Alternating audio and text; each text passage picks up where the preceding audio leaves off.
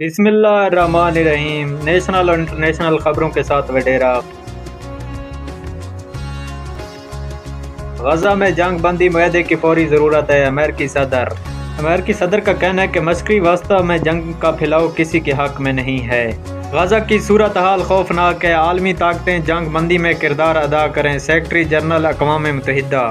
اسرائیل ہمیں جنگ میں گھسیٹنے کے لیے اکسا رہا ہے، ایرانی صدر۔ لبنان میں موجود امریکی فوری طور پر وہاں سے نکل جائیں، جان کریبی۔ امریکہ اسرائیل وزیر اعظم کی حزب اللہ کے سربراہ حسن نصر اللہ کو قتل کی دھمکی۔ نیتن یاہو حکومت نے شمالی غزہ کو فوجی علاقہ بنانے کی حکمت عملی تیار کر لی۔ لبنان میں اسرائیلی حملوں کے بعد ہزاروں افراد کی ہجرت، سڑکوں پر افراتفری کا مناظر۔ سعودی عرب گرج چمک کے ساتھ بارشوں کا الارٹ جاری۔ امریکہ میں جدید گاڑیوں میں چینی پرزے اور سافٹ ویئر کے استعمال پر پابندی لگانے کی تجویز۔ حماس کے سربراہ یحییٰ سنوار سے متعلق اسرائیلی پروپیگنڈا جھوٹا ہے، حماس ترجمان۔ اقوام متحدہ امریکی صدر جو بائیڈن کا پھر غزہ میں اسرائیلی جارحیت کا دفاع۔ سعودی وزارت حج نے بیکاریوں کو روکنے کے لیے پاکستان کو خط لکھ دیا۔ متحدہ امارات کو امریکہ نے اہم دفاعی شراکت دار کا درجہ دے دیا۔ روس نے لندن میں نیوکلیئر دھماکے کی خوفناک ویڈیو جاری کر دی۔ بھارت میں لیبر قوانین کے خلاف احتجاج، ہزاروں افراد نئی دلی پہنچ گئے۔ انڈیا اقوام متحدہ اپنے مقاصد میں ناکام ہو کر غیر فعال ڈھانچہ بن چکا ہے، ترک صدر طیب اردگان۔ بنگلہ دیشی آرمی چیف کا عبوری حکومت کی ہر حال میں مکمل حمایت کا اعلان۔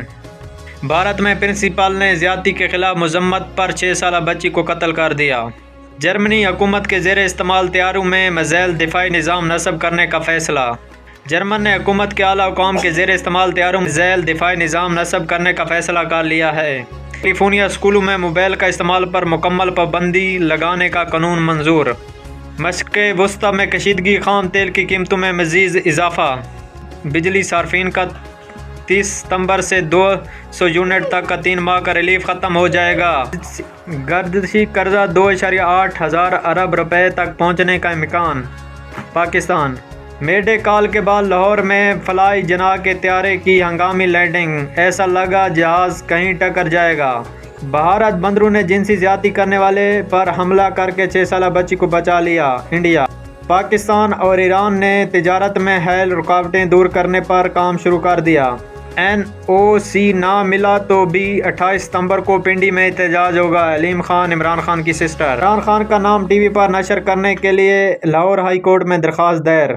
نئے موبائل فون کی دعوت نہ دینے پر دوستوں کے ہاتھوں نوجوان قتل۔ انڈیا PTI قومی اسمبلی میں مخصوص نشستیں کی حقدار ہے، سپریم کورٹ کا تفصیلی فیصلہ جاری۔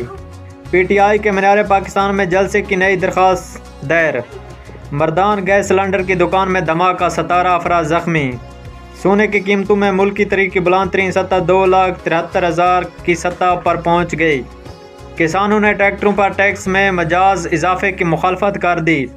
یہ تھی کوئی نیشنل اور انٹرنیشنل خبریں جو ہم نے آپ تک پہنچائیں۔ ہمارے چینل کو لائک، سبسکرائب کر دیں تاکہ ہم ایک دوسرے کے ساتھ جڑے رہیں۔